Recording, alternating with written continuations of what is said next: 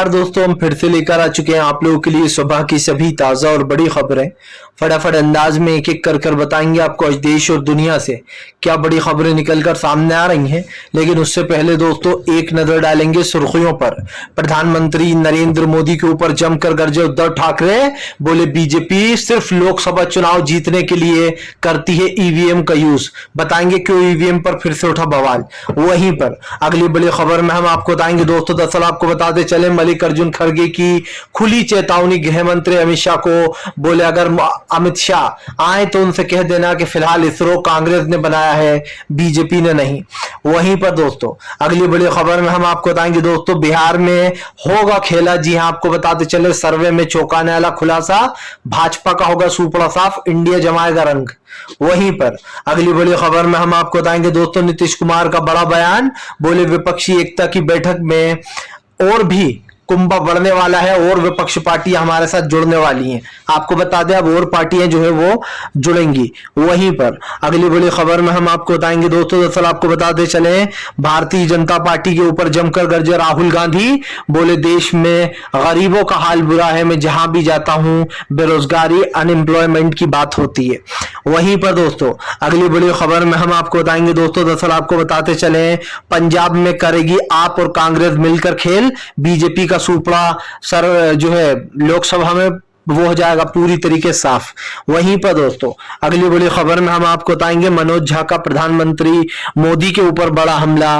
बोले प्रधानमंत्री मोदी देश में सिर्फ और सिर्फ नफरत फैलवा रहे हैं और कुछ नहीं। वहीं पर दोस्तों अगली बड़ी खबर में हम आपको बताएंगे दोस्तों, दरअसल आपको बता दे चले मायावती के ही नेता, जी हां आपको बता दे दानिश अली का बड़ा बयान। बोले विपक्षी एकता बिल्कुल सही दिशा में जा रही है। बताएंगे क्या कहा है दानिश अली ने। वहीं पर दोस्तों जिस हिस्से पर विक्रम लैंडर उतरा था उसका नाम शिव शक्ति रखने के ऊपर भड़के संजय रावत ने बोला बड़ा हमला, कांग्रेस ने भी जताई आपत्ति। बताएंगे क्या कुछ कहा है। वहीं पर दोस्तों कपिल सिब्बल का बड़ा दावा। बोले गृह मंत्री अमित शाह के पास नहीं है कोई लाल डायरी, सिर्फ हवाबाजी में बात कर रहे हैं वो। वहीं पर दोस्तों अगली बड़ी खबर में हम आपको बताएंगे दोस्तों, मेवात में अगर शोभा यात्रा निकली तो हम ट्रैक्टर यात्रा निकालेंगे, किसान नेता राकेश टिकैत ने दे दी चेतावनी, भाजपा में मचा हड़कंप। तो तमाम खबरें दोस्तों फटाफट अंदाज में देंगे, एक एक कर देंगे।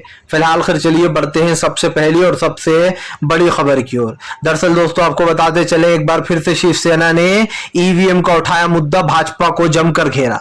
दरअसल दोस्तों आपको बता दें उद्धव ठाकरे ने यह ऐलान कर दिया है, या फिर यूं कहते हैं कि ये इल्जाम लगा दिया है कि बीजेपी जो है वो ईवीएम हैक कर जीतती है। आपको बताते चले यहां पर एक सामने में बहुत बड़ी बातें की गई हैं। क्या कुछ कहा है उद्धव ठाकरे ने ये मैं आपको बता देता हूं ताकि आपको पता रहे कि आखिरकार कैसे बीजेपी ईवीएम में हैक करती है और कहां करती है। दरअसल आपको बताते चले शिवसेना ने कहा सत्य को कितना भी दबाने की कोशिश करे वह लावे की तरह बाहर आ ही जाता है। बीजेपी का सांसद अरविंद ने खुद कहा है दोस्तों, आप समझिए ये वही नेता है जो अभी कुछ दिन पहले कह रहे थे किसी को भी वोट दो जीतेंगे हमें। बीजेपी नेता अरविंद ने खुद कहा है कि मतदाताओं से कहा तुम कोई भी बटन दबा लो, वोट जो है बीजेपी को ही जाएगा। इसका सीधा अर्थ यह है कि भाजपा जो है ईवीएम को हैक करके चुनाव जीतती है। भाजपा और ईवीएम का खेल केवल लोकसभा चुनाव में ही करती है। उन्होंने कहा नरेंद्र मोदी और अमित शाह को राज्यों की सत्ता में कोई दिलचस्पी नहीं है। आज भाजपा जो है ईवीएम प्रेम दिखा रही है, लेकिन जो है यहाँ पर ईवीएम गोलमाल किया जा सकता है इसका सबूत भी भारतीय जनता पार्टी ने खुद ही दिया था दोस्तों, जब भाजपा नेता सुब्रमण्यम स्वामी ईवीएम घोटाले पर जो है यहाँ पर सुप्रीम कोर्ट पहुंच गए थे। आपको बता दें आगे ये भी कहा गया है कि फिलहाल America, Europe, Japan, Germany, Bangladesh की जनता का विश्वास जो है जीतने के लिए वहां की सरकारों ने ईवीएम को हटा दिया। लेकिन मोदी सरकार जो कि जनता का विश्वास खो चुकी मोदी सरकार, चुनाव आयोग अब तक जो है निष्पक्ष नहीं रहा है। उन्होंने कहा चुनाव आयोग भी निष्पक्ष नहीं रहा है। चुनाव आयोग जो है वो भाजपा की भाषा बोलने लगा है। चुनाव आयोग ने हमारा चिन्ह और हमारी पार्टी का लोगो छीनकर बीजेपी को दे दिया। आपको बता दें उन्होंने कहा कि गुजरात मॉडल के पूरे कर्मचारियों को मोदी सरकार ने जो है यहाँ पर इसमें भर दिया है चुनाव आयोग में, और इसीलिए वो लोग ये सब कुछ फैसले लेते हैं। उन्होंने कहा कि धनुष धनुष बाण का चिन्ह शिंदे को दे दिया गया। इससे साफ दिखाई देता है कि फिलहाल भारतीय जनता पार्टी खुद के हिसाब से देश को चलाना चाहती है और वो ईवीएम घोटाले दोस्तों तभी करती है जब लोकसभा चुनाव आता है। चलिए बढ़ते हैं एक और अगली बिग ब्रेकिंग की तरफ। बता दोस्तों अगली जो बड़ी खबर निकल कर आ रही, किसान नेता राकेश टिकैत के बयान के बाद मचा हड़कंप, भाजपाइयों को लगा बड़ा झटका। दरअसल दोस्तों राकेश टिकैत की मैं तारीफ करना चाहूंगा। जो बात राकेश टिकैत ने बोल दी दोस्तों वो बहुत पहले सरकार को बोल देना चाहिए थी, लेकिन हमारे देश की सरकार क्या कर रही है तो आप साफ साफ देख ही रहे हैं। आपको बता दें अब किसान नेता राकेश टिकैत ने सरकार के ऊपर हमला बोल दिया। राकेश टिकैत ने सरकार को चेतावनी देते हुए कहा कि अगर किसी भी हाल में जो है यहाँ पर यात्रा निकाली गई, शोभा यात्रा 28 तारीख के दिन, तो फिर हम निकालेंगे ट्रैक्टर यात्रा। ये लोग देश में दंगे फैलाने आ रहे हैं, ये लोग नफरत फैलाना चाहते हैं और हम वो होने नहीं देंगे। दरअसल दोस्तों अभी जो हरियाणा के नूह में हुआ उस चीज को राकेश टिकैत ने भांप लिया है। राकेश टिकैत समझ चुके हैं कि बीजेपी पूरे देश में दंगे का माहौल बना रही है। और याद हो आपको बीजेपी के खिलाफ तमाम विपक्ष के नेता बोल चुके हैं कि ये वाला लोकसभा चुनाव बहुत ही हिंसक होने वाला है, यानी कि जगह जगह दंगे होंगे, जगह जगह दंगे फसाद कराए जाएंगे ताकि जो है लोकसभा चुनाव जीता जा सके, बीजेपी जीत जाए। आपको बता दें अब राकेश टिकैत ने दरअसल हरियाणा में फिर से दोस्तों जो है यहाँ पर यात्रा निकलने वाली है मेवात में 28 तारीख के दिन, जिसको लेकर किसान नेता राकेश टिकैत ने चेतावनी दी है। राकेश टिकैत ने कहा कि अगर मेवात में यात्रा निकली तो फिर हम भी ट्रैक्टर यात्रा निकालेंगे, और यह ट्रैक्टर यात्रा कोई छोटी मोटी यात्रा नहीं होगी। राकेश टिकैत ने कहा 4 लाख ट्रैक्टर 25 लाख लोग, सरकार सोच ले कि क्या होगा आगे। आपको बताते चले राकेश टिकैत ने खुली चेतावनी दे दी है। उन्होंने कहा कि फिर से धरने पर जाएगा किसान, वो दिल्ली की सड़कों पर भी आएगा। जाहिर सी बात है दोस्तों शोभा यात्रा निकालने का मतलब फिर से पत्थरबाजी का इल्जाम बेचारे मुस्लिमों पर लगा दिया जाएगा और उन्हें जेल में डलवा दिया जाएगा, क्योंकि जो नूह में हुआ वो सबने देखा, सिर्फ एक तरफा कार्रवाई की गई और मुस्लिमों के ही घरों पर बुलडोजर चले। चलिए बढ़ते हैं एक और अगली बिग ब्रेकिंग की तरफ। बता दोस्तों अगली जो बड़ी खबर निकल कर आ रही है आपको बताते चले दोस्तों, प्रधानमंत्री नरेंद्र मोदी के ऊपर गरजे राहुल गांधी, बोले जहां पर भी जाता हूं अनएम्प्लॉयमेंट, गरीबी और बेरोजगारी की बातें होती हैं जिसमें प्रधानमंत्री पूरी तरीके से फेल हो चुके हैं। राहुल गांधी ने कहा कि प्रधानमंत्री तो यहां तक मानने को तैयार नहीं है कि हमारे चीन की जमीन को चीन ने कब्जा लिया है। राहुल गांधी ने कहा कि प्रधानमंत्री खुलेआम झूठ बोलते हैं। वो कहते हैं कि चीन ने हमारी 1 इंच जमीन नहीं हथियाई है, जबकि राहुल गांधी ने कहा कि सच क्या है ये सब जानते हैं, कैसे चीन हमारी जमीनों पर कब्जा करे हुए बैठा है। राहुल गांधी ने कहा कि फिलहाल केंद्र सरकार भाजपा दोनों मिलकर झूठ बोल रहा है। आपको बता दें राहुल गांधी यही नहीं रुके। राहुल गांधी ने कहा कि प्रधानमंत्री नरेंद्र मोदी और बीजेपी के तमाम नेता इस झूठ बोलने में लगे हुए हैं कि जो हमारी जमीन थी वो कहीं पर भी नहीं गई है, जबकि दोस्तों सच्चाई क्या है आप भी जानते हैं। आज हमारे देश की जो जमीनें हैं दोस्तों वो हड़प ली गई हैं और प्रधानमंत्री इस बात को मानने को तैयार नहीं है। क्या दोस्तों इस बात को झुटलाया जा सकता है कि हमारे देश में कैसे हमारे ही देश की जमीन में चीन घुस गया है और वहां के लद्दाख के लोगों ने इस बात का खुलासा किया। राहुल गांधी ने कहा कि मैं जहां जाता हूं वहां के लोग अनएम्प्लॉयमेंट यानी कि बेरोजगारी की बात करते हैं। वो कहते हैं वो इतना पढ़े लिखे अपने माँ बाप के पैसे खर्च कराए लेकिन नौकरियां नहीं मिलती। जाहिर सी बात है दोस्तों ये मुद्दा कोई बहुत पुराना मुद्दा है, नया मुद्दा तो है नहीं। प्रधानमंत्री अच्छे से जानते हैं कि देश में महंगाई बेरोजगारी का क्या असर पड़ रहा है, लेकिन 2014 में जो प्रधानमंत्री ने वादे किए उन वादों की दोस्तों पीपली बजा रही है बीजेपी ही, क्योंकि जाहिर सी बात है दोस्तों बीजेपी सिर्फ उन वादों को जनता को याद दिला रही थी लेकिन वादों का कोई वजूद नहीं है। और मैं ये क्यों बोल रहा हूँ, क्योंकि दोस्तों आप भी जानते हैं कि भारतीय जनता पार्टी सिर्फ झूठ बोलने में माहिर है। वो जो है बेरोजगारी, महंगाई, गरीबी जैसे मुद्दों को इग्नोर कर चुकी है। मैंने पहले भी कहा फिर कहूंगा दोस्तों, इस वक्त देश में जितनी भी जो चीजें हो रही हैं, महंगाई, गरीबी, बेरोजगारी, इससे सरकार निपटने में नाकाम रही है। चलिए बढ़ते हैं एक और अगली बिग ब्रेकिंग की तरफ। बता दोस्तों अगली जो बड़ी खबर निकल कर आ रही है, असदुद्दीन ओवैसी का बीजेपी के ऊपर बड़ा हमला, बोले बीजेपी का फैलाया हुआ जहर पूरे देश में घुल चुका है। अब स्कूल हो या जगह जगह हर जगह बीजेपी नफरत फैलाने में लग गई है। दरअसल दोस्तों आपको बताते चले टीचर वाला मुद्दा दबने का नाम नहीं ले रहा है।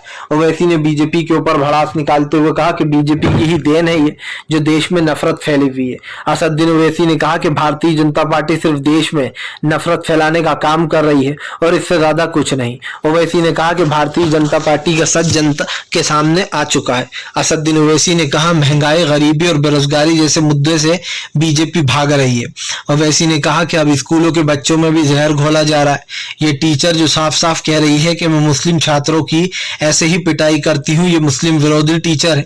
ओवैसी ने कहा कि क्या मुस्लिम विरोधियों को बीजेपी बढ़ावा देती है? जो लोग भी दोस्तों आप समझिए मुस्लिम विरोधी हैं, उनको बीजेपी पूरा पूरा सपोर्ट करती है। सिर्फ यही नहीं दोस्तों, भारतीय जनता पार्टी के ऊपर सवाल भी खड़े होते हैं कि आज हमारे देश का जो माहौल है, जो बन रहा है दोस्तों, इसमें आखिरकार बीजेपी की क्या अहम भूमिका रही है।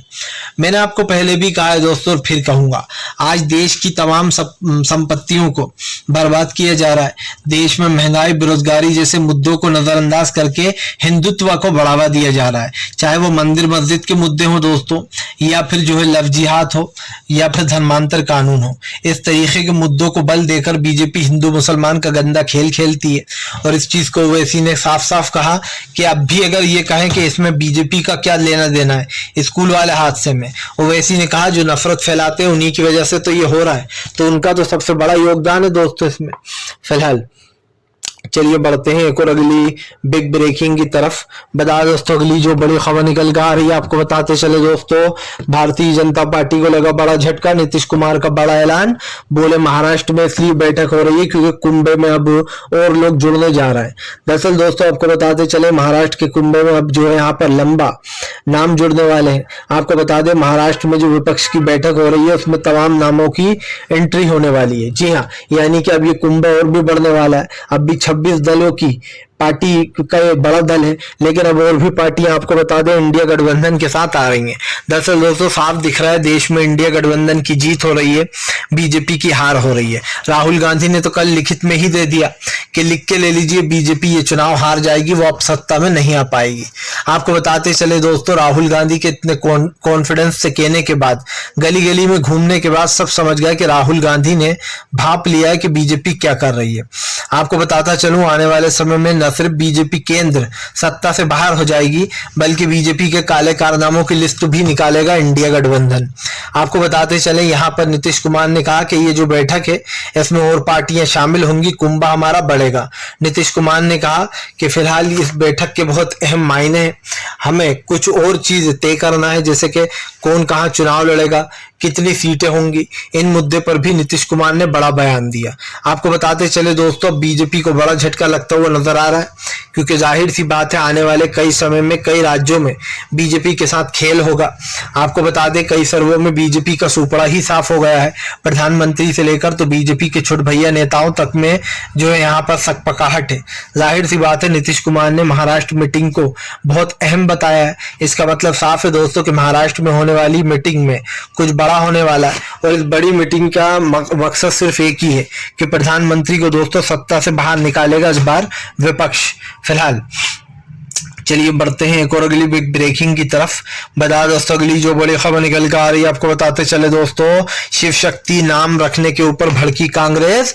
आपको बता दें चंद्रयान 3 का जहां लैंडर उतरा है दोस्तों, उस जगह का नाम बीजेपी ने शिव शक्ति रख दिया है, जिसके ऊपर जमकर भड़कते हुए नजर आई कांग्रेस और संजय रावत।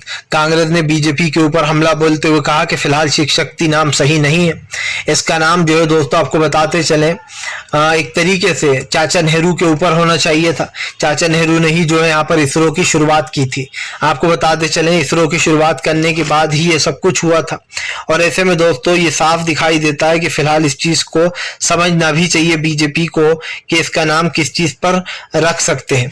आपको बताते चले यहाँ पर संजय रावत ने बीजेपी के ऊपर हमला बोलते हुए कहा कि लैंडिंग वाली जगह के नाम सियासत इसलिए हो रही है क्योंकि शिव शक्ति नाम सही नहीं है, भाई जी का नाम देना चाहिए था। उन्होंने कहा कि फिलहाल नेहरू और विक्रम साराभाई का नाम देना चाहिए था। उन्होंने कहा नेहरू और साराभाई का नाम इसलिए क्योंकि ये दोनों ही थे जिन्होंने इसरो की शुरुआत की थी, और इनकी वजह से ही आज चंद्रयान 3 सक्सेसफुल हुआ है। अगर दोस्तों आप समझिए इसरो बनता ही नहीं तो ना कोई चांद पर जा पाता ना कुछ होता, और ये सब कुछ नेहरू जी की ही देन थी और साराभाई की। उन्होंने कहा कि साराभाई के नाम पर ही उस जगह का नाम होना चाहिए था। लेकिन दोस्तों बीजेपी अपना हिंदुत्व दिखाने के लिए हर जगह आप समझिए नाम क्या रखा है, शिव शक्ति, हिंदुत्व, बात ये नहीं है दोस्तों कि नाम हिंदू भाई शिव शक्ति रख दिया।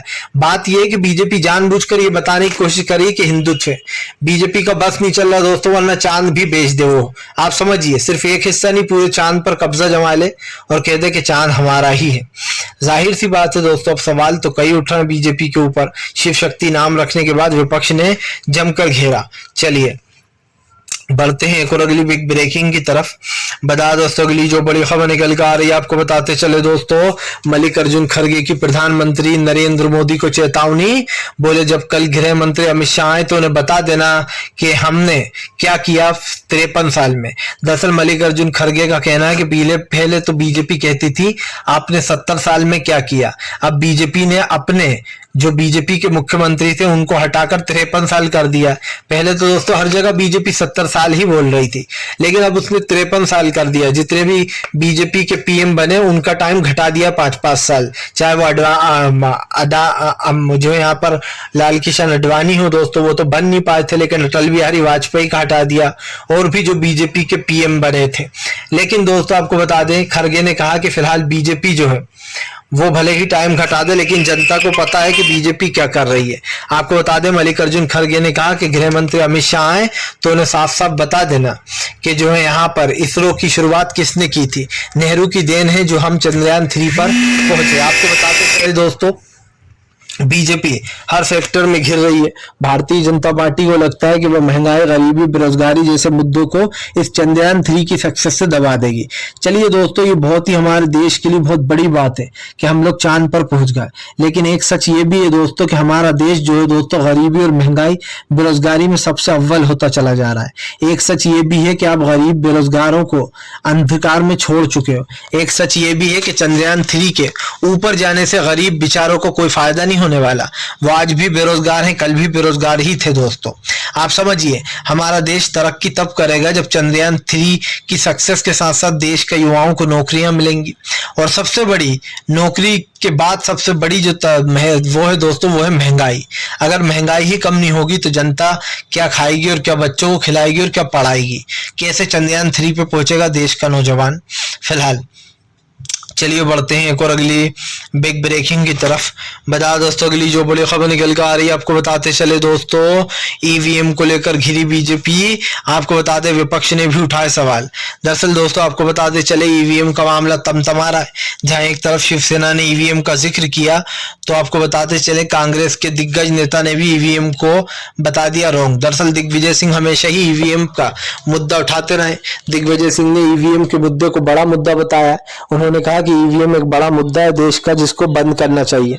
इधर दूसरी तरफ दोस्तों हम आपको बता दें, ईवीएम के साथ साथ जो यहाँ पर कई और मुद्दे भी उठाए जाएंगे। दिग्विजय सिंह ने कहा कि बीजेपी का भ्रष्टाचार फैल चुका है बड़ा, वो ईवीएम में खेल करती है। दिग्विजय सिंह यही नहीं रुके, उन्होंने कहा कि फिलहाल भारतीय जनता पार्टी हर जगह करप्शन फैलाए हुए। उसने कर्नाटक में 40% फैलाया था, मध्य प्रदेश में 50% फैला रखा है।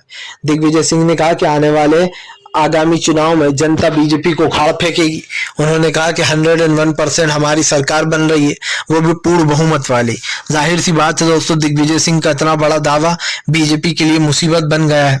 बीजेपी सोच में पड़ गई है कि दिग्विजय सिंह जो बात बोल रहे हैं इसमें कितनी सच्चाई है। मुझे तो ऐसा लगता है दोस्तों, बीजेपी में भगदड़ इसीलिए मची है क्योंकि भारतीय जनता पार्टी अब समझ नहीं पा रही कि महंगाई, गरीबी, बेरोजगारी जैसे मुद्दों से वो भागे कैसे। और आज भी हमारे देश के वही नॉर्मल मुद्दे दोस्तों, वही चीजें हैं। बीजेपी चाहे कुछ भी कर ले, लेकिन देश की जो संपत्तियां हैं, महंगाई, गरीबी और बेरोजगारी जैसे मुद्दों ने बीजेपी को पूरी तरीके से एक्सपोज करने का काम किया है। आने वाले समय में चाहे वो लोकसभा चुनाव हो, राज्य चुनाव हो दोस्तों, बीजेपी का सुपड़ा साफ होना तय है। और ये मैं इसलिए कह रहा हूं कि भारतीय जनता पार्टी इन तमाम मुद्दों से दोस्तों बचने का काम कर रही है, लेकिन देश के मेन मुद्दे यही हैं और इन मुद्दों से दोस्तों बीजेपी बच नहीं सकती है। पहले भी कहा है मैंने, फिर कहूंगा, आज देश की संपत्तियां दोस्तों बेची जा रही हैं और इससे कहीं ना कहीं हमारे देश को बड़ा नुकसान भी हो रहा है। फिलहाल अगर आपको दोस्तों हमारा वीडियो अच्छा लगे तो इसको लाइक कीजिए, चैनल पर पहली बार आए सब्सक्राइब कर लीजिए ताकि ऐसे वीडियो दोस्तों आपको आगे भी मिलते रहें और आप हमसे जुड़े रहें, क्योंकि हम